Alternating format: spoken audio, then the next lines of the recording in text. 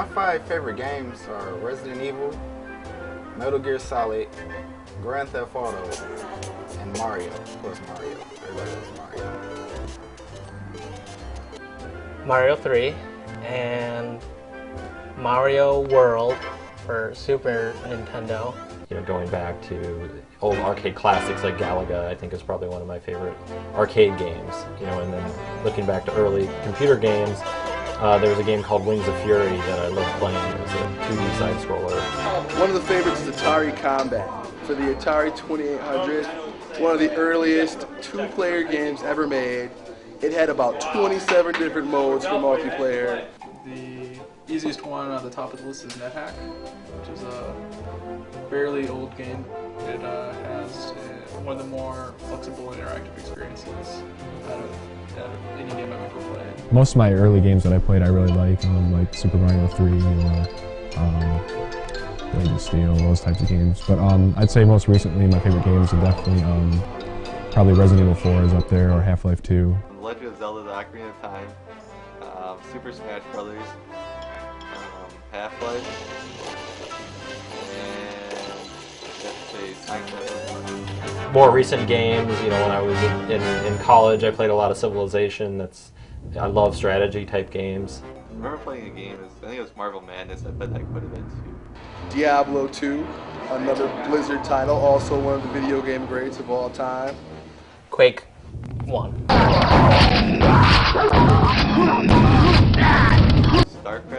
StarCraft, another classic, PC game, one of the first games I ever played for the PC competitively. Sim games are fun too, like SimCity's fun. Street Fighter 2, the arcade version because it played faster. I don't think they've made a better fighting game since then. Half-Life 2 kind of gives you the illusion of being able to kind of figure out exactly, you know, or it has such an expansive world that it's another game that I really enjoy a lot. Because the beginning of the game, you start off and there's this great kind of dystopian future that you're involved in. You don't quite know what's going on, but it's obvious that there's this totalitarian rule. You get thrown into the story, but it doesn't feel like you're just being shoved all the time. So it's just designed really well. Parts unknown. Welcome. I actually play games for both the PC and the console. I started on the console and kind of moved to PC. I had like all the Karaoke Revolution games. Those are a lot of fun, especially when you get like a large group of people. And I guess sometimes you drink a little bit. It's a fun game. Trying to get it, I'm addicted to you. I want it and I need it. I'm addicted to you. Do it again, heartbreaker. You know, supposedly there's a guitar game that, you know, people are starting to get into.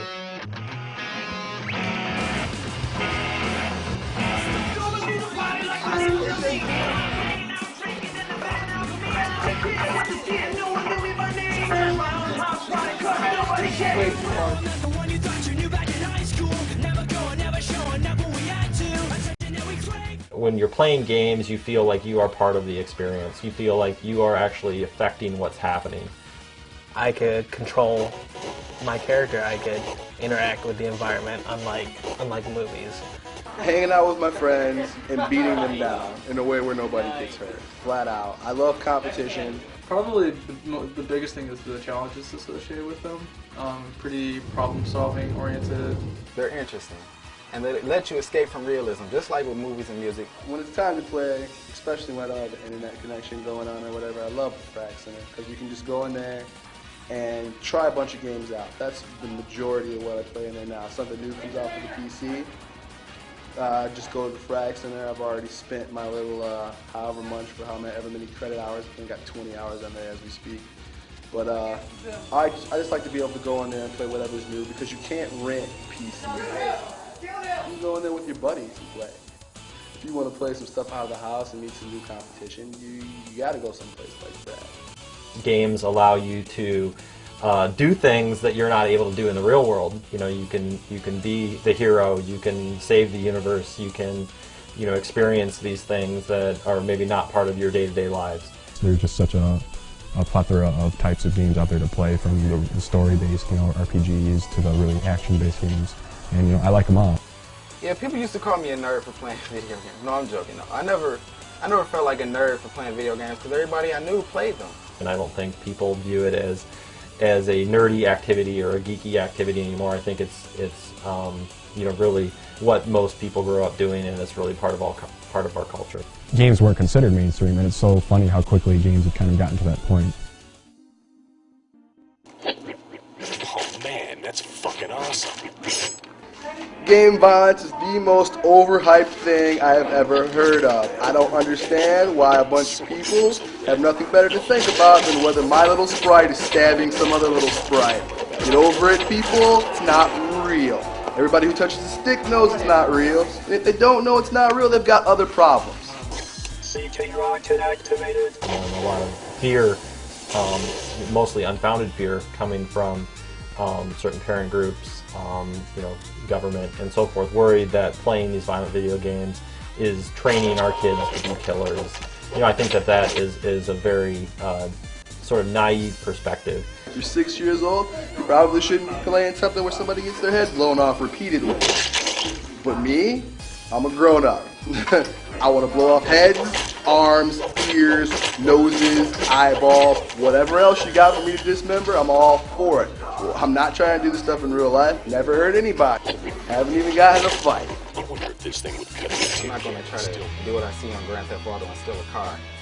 It's stupid.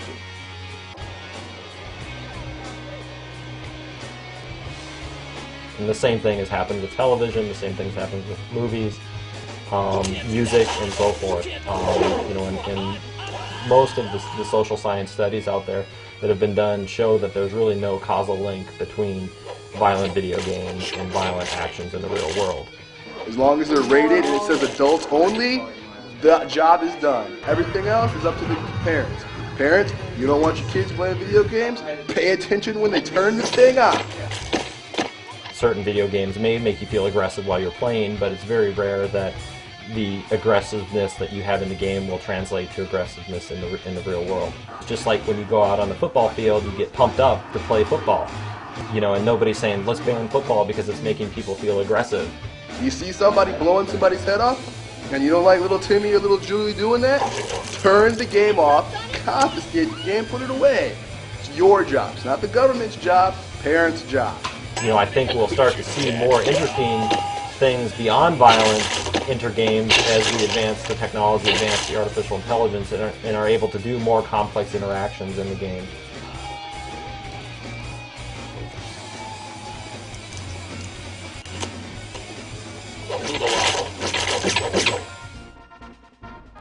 If you look across the industry today, or definitely 5 years ago, most people in the game industry were not educated for that industry. The closest thing was maybe they had a degree in computer science. There's a lot to games. There's storylines, so you have writing, and you have a lot of technical knowledge because you have the graphics side, and you have the artificial intelligence, computer science stuff. Being able to go to college and learn how to design or program video games is an excellent opportunity. Game education today is really at the tip of the iceberg in terms of what it may be in the future.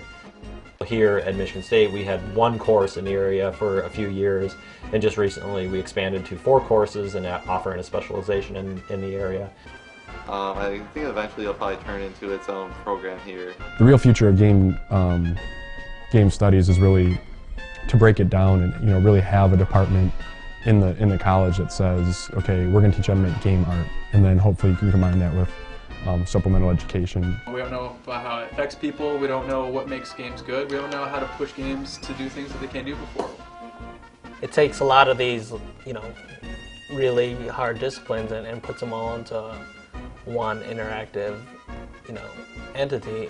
My very first internship that I had, which was with Outrage Games, which used to be based in Ann Arbor, and we worked on a game called Alter Echo for the PlayStation 2 and Xbox. It was significant to me because, one, I sort of really got a chance to understand what the game development process really was about, and what it really takes to make a AAA game, as they call it, for the games that make it to those systems. My course is 455. It's the 3D game design course, and the focus of it is to give the students in it a broad understanding of the different tasks involved in doing a 3D game. Each student has a specific responsibility, like one's a level designer, one of them is the producer, one of them is the art, the main 3D art guy, and they all are learning, hopefully, to kind of apply their skill in depth in a game environment or in a game project, as well as teamwork skills. I really like what MSU is trying to do right now, as far as sort of a mixture of theory, but also the production side of things, and learning what it actually takes to make a game, because I think the best way to learn is doing game design, making a game for yourself, even if it's, a revision of Tetris or Pong or something like that. I think it really covers the basic concepts, and you can learn to apply those, in any other future games. Because I think the problems that you see in games today, like problems of simulation of physics, problems of artificial intelligence, are the same types of problems that we have in other spaces. If I want to build a complex AI agent that interacts with an environment, it's a lot nicer to use a game world where I have a lot more control over the environment. I have a good sensor model, I have good action model, as opposed to using a robot in a hall where a sonar can go bad and the whole thing's broken because it bumps into a wall or what have you. I also think people do need to be well-rounded. They do need to be able to look at a problem, for example, a problem of in the game itself that they need to solve, and they need to be able to draw on all these different disciplines. It may come from knowledge of physics, it may come from chemistry, it may come from history, it may come from economics. It comes from all different aspects of the world of what we study in terms of solving these game design problems, and those things can also inspire us to create new types of gameplay. Spartasoft is MSU's student organization for students interested in game development, so doing tutorials on 3ds Studio Max, or we just gave kind of a little mini lecture thing today about how to play games for research. And everybody's welcome to come, whether you have any background in games or you're just interested to find out what's going on.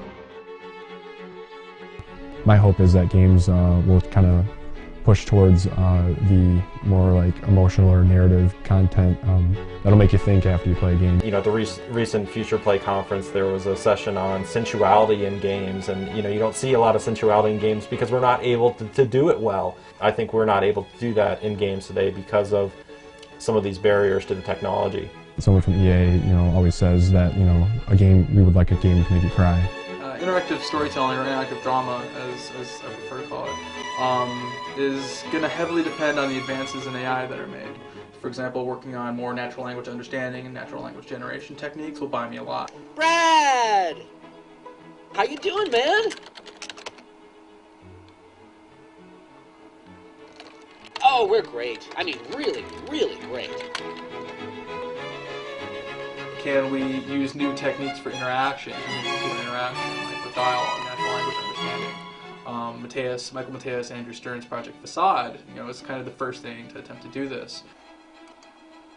Oh, yes, let's... It's more like an interactive drama, and it has a little bit of like natural language, and you can type out different things to say to the characters, and they'll actually behave differently according to what you say. Rad. Hi, how are you? I am so happy to see you after so long. Yeah, it has been a long time. Well, Brad. That's kind of a bold way to say hello. I don't run around, I don't shoot people, I just sit and gab with somebody, and I learn a lot about them, or learn a lot about myself. That would be amazing. Brad, you're so sweet. Okay, Brad, you know what? I think you should leave. After seeing the Indigo Prophecy, what's apparent is that where that genre is going to go is for better production quality, better use of cinematic techniques to give you a cooler experience, not necessarily improving the actual story content, but improving the presentation of that content. The story in games, the improvements that are going to come out, that are going to come, are kind of in this three-tiered thing of improving the design for games, which games like Knights of the Old Republic and Indigo Prophecy have done a really good job of. Giving you different ways to interact with the world in terms of switching between characters. If you just spend more time and money writing content, you'll have a more interactive experience, period. When most people think of video games, they think of the interactive entertainment industry. Today's task is to qualify with the M16A2 rifle. But there is another industry out there that's just sort of emerging, that's recently been called the serious games industry. Soldier, here's your ammunition. Now move out and enter firing point number 9. The serious game industry is taking games and using them for purposes other than entertainment. So primarily that's things like education, like training. It may be advertising, it may be sort of these other sort of marketing aspects. You could actually have a simulation, you could have a game that you can actually be a stock trader and do all the things that you would do and run into all the problems you may run into and so forth. And I think it creates a very authentic experience for students or for people in industry to role play in these simulated experiences, and it also creates a fun space to learn. An example of a project that I've worked on recently is the Fantastic Food Challenge, where you are, basically a contestant on a game show about food nutrition, food cost, and so forth. And the things that you're learning as you're playing are, how to create well-balanced meals, how to shop and make, get good value on the food, how to store food so it's safe. The knowledge that you pick up hopefully will apply to the outside world. What a lot of people don't realize is that play itself is a form of problem solving.